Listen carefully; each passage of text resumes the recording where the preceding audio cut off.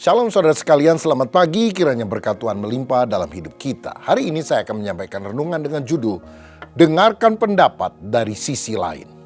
Kisah Rasul 26 ayat 1-8, pembelaan Paulus di hadapan Agripa, demikian bunyinya. Kata Agripa kepada Paulus, engkau diberi kesempatan untuk membela diri. Paulus memberi isyarat dengan tangannya, lalu memberi pembelaannya seperti berikut. Ya Raja Agripa, aku merasa berbahagia karena pada hari ini aku diperkenankan untuk memberi pertanggungan jawab di hadapanmu terhadap segala tuduhan yang diajukan orang-orang Yahudi terhadap aku, terhadap diriku. Terutama karena engkau tahu benar-benar adat istiadat dan persoalan orang Yahudi. Sebab itu aku minta kepadamu supaya engkau mendengarkan aku dengan sabar. Semua orang Yahudi mengetahui jalan hidupku sejak masa mudaku, sebab dari semula aku hidup di tengah-tengah bangsaku di Yerusalem. Sudah lama mereka mengenal aku dan sekiranya mereka mau, mereka dapat memberi kesaksian bahwa aku telah hidup sebagai seorang Farisi menurut mazhab yang paling keras dalam agama kita. Dan sekarang aku harus menghadap pengadilan sebab aku mengharapkan kegenapan janji yang diberikan Allah kepada nenek moyang kita dan yang dinantikan oleh kedua belas suku kita, sementara mereka siang malam melakukan ibadahnya dengan tekun. Dan karena pengharapan itulah, ya Raja Agripa, aku dituduh orang-orang Yahudi. Mengapa kamu menganggap mustahil bahwa Allah membangkitkan orang mati? Nah saudara sekalian, Paulus dihadapkan pada pengadilan dan kali ini dia diberi kesempatan untuk membela diri di hadapan Raja Agripa. Agripa II yang datang dari Yerusalem dan diberi kesempatan oleh Festus, wali negeri Kaisaria, untuk mengadili kasus daripada Paulus. Nah saudara, kesempatan untuk membela diri ini adalah sesuatu yang bagus yang kita perlu tiru dari hukum Romawi. Karena mereka tidak boleh langsung menjatuhkan vonis tanpa didengar dari kedua belah pihak. Audi et alteram partem, itu istilah mereka. Dengarkan sisi yang lain. Dengarkan sisi yang lain. Ini telah menjadi satu peribahasa di antara orang-orang Roma, bahwa kita tidak boleh mengambil keputusan kalau cuma dengar dari satu pihak. Kita harus dengar dari pihak yang lain sehingga keputusannya berimbang dan adil. Kadang-kadang saudara, kita ini terlalu tipis kuping. Begitu ada laporan, wah langsung marah. Langsung menganggap ini sesuatu yang benar. Tapi ketika dikasih kesempatan pihak yang lain, kita baru pikir, oh ternyata nggak seperti itu. Bahkan mungkin kita bilang kurang ajar juga ini orang yang ngelaporin sama saya. Kompor juga ini orang ini. Saudara, makanya kita harus dengar kedua belah pihak. Jangan menjatuhkan hukuman kepada anak tanpa duduk persoalannya secara jelas kita ketahui, kepada karyawan, kepada orang di gereja, apalagi kepada pemimpin rohani, hanya karena mendengar gosip atau desas-desus. Karena ini cara iblis untuk menghancurkan kerukunan di antara kita. Saudara sekalian, di ayat 3 Paulus berkata dia berbahagia bisa membela diri dan menjelaskan perkaranya di hadapan Raja Agripa. Karena dia adalah orang Yahudi yang mengerti Taurat, tahu adat istiadat orang Yahudi. Berbeda dengan Festus yang adalah orang Roma yang tidak mengerti Taurat dan adat istiadat orang-orang Yahudi. Jadi kita harus belajar melihat sisi positif dalam segala hal. Ya, walaupun dia diadili, tapi dia lihat ada hal yang baik dari segala situasi yang tampaknya kurang menyenangkan. Nah, di Indonesia ini kita sudah belajar tentang hidup bersyukur dalam segala perkara. Artinya gini, apapun yang terjadi untungnya masih ada gitu ya. Ada orang naik motor, aduh saya kecelakaan.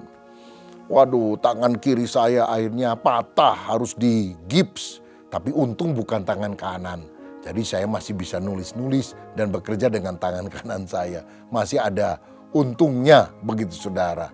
Ya, ada orang yang kecelakaan mobil dan mobilnya hancur, tapi dia berkata, untungnya penumpangnya nggak ada yang celaka apalagi meninggal. Jadi kita harus belajar melihat sisi positif dari segala sesuatu. Lagi pula bukan hanya Paulus bilang, aku bahagia karena aku lihat ada sisi positif dalam segala keadaan.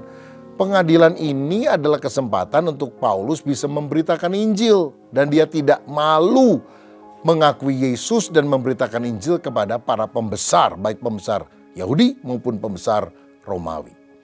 Kemudian Paulus menceritakan latar belakang hidupnya.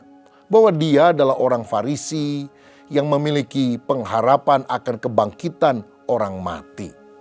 Nah saudara-saudara, kalau kita baca, kenapa Paulus seringkali menekankan tentang peristiwa kebangkitan Kristus dan juga percaya kepada kebangkitan orang mati? Sebab dalam 1 Korintus 15 dikatakan ayat 17-20, dan jika Kristus tidak dibangkitkan maka sia-sialah kepercayaan kamu dan kamu masih hidup dalam dosamu. Demikianlah binasa juga orang-orang yang mati dalam Kristus.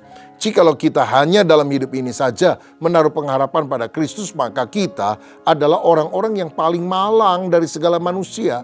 Tetapi yang benar ialah bahwa Kristus telah dibangkitkan dari antara orang mati sebagai yang sulung dari orang-orang yang telah meninggal. Jadi intinya Paulus bilang, aku ini mau dibunuh oleh orang-orang Yahudi gara-gara aku percaya bahwa Kristus yang telah disalibkan, mati, dikuburkan itu bangkit kembali. Jadi masa aku harus dihukum mati karena aku berbeda paham dengan mereka pada aku tidak melakukan kejahatan yang setimpal dengan hukuman mati. Nah ini yang menyebabkan akhirnya Agripa dan Festus sama-sama pada kesimpulannya. Memang seharusnya Paulus ini tidak perlu dihukum mati. Ngapain dia dihukum mati? Ini kan perbedaan pandangan, perbedaan teologi begitulah. Makanya saudara sekalian, kadang kalau ada orang berbeda pandangan secara teologi, yang tidak perlu ke pengadilan lah, pakai pengacara lah. Ya selesaikan saja secara dialog begitu, debat kalau perlu. Sebab hal ini bukan berkaitan dengan masalah kriminal. Tetapi satu hal yang kita perlu pelajari di sini, kalau ada masalah, jangan dengarkan dari salah satu pihak, dengarkan dari kedua-duanya. Suami istri berantem, lalu istrinya yang minta konseling dan sebagainya. Jangan langsung menjudge suaminya. Suaminya juga mesti dipanggil, menceritakan duduk persoalannya. Dikonseling kedua-duanya, lalu dirukunkan. Saya berdoa supaya saudara juga menjadi orang yang bijaksana, yang bisa menilai keadaan. Bukan hanya dari satu sisi, langsung emosi, sumbu pendek, marah. Tapi melihat juga dari sudut pandang yang berlawanan atau berbeda dari kita. Kiranya Tuhan memberikan hikmat kepada kita semuanya. Mari kita berdoa. Bapa, terima kasih untuk pengajaran firman-Mu hari ini. Jadikan kami orang yang bisa melihat dari sisi yang lain. Tidak langsung panas hati ketika kami mendengar laporan-laporan yang tampaknya tidak menyenangkan. Dan tanpa memeriksa lebih jauh, kami langsung membuat keputusan yang akhirnya kami sesali. Biar kami belajar berempati dan memberi kesempatan untuk orang yang katanya bersalah itu untuk mengemukakan pendapatnya. Hamba berdoa supaya kami juga menjadi orang yang bijaksana seperti itu. Kalau ada di antara kami yang juga sedang disalahpahami oleh orang lain, biar kami sabar, biar kami mengandalkan Tuhan, karena Tuhan adalah pembela kami yang baik. Demi nama Yesus, segala sakit penyakit, masalah apapun, biarlah kuasa Tuhan menjamah, memberikan mujizat, pertolongan dan kemenangan. Sebab bagi Tuhan tidak ada yang mustahil. Demi nama Yesus, berkat Allah atas kami semua. Haleluya. Amin. Tuhan Yesus memberkati.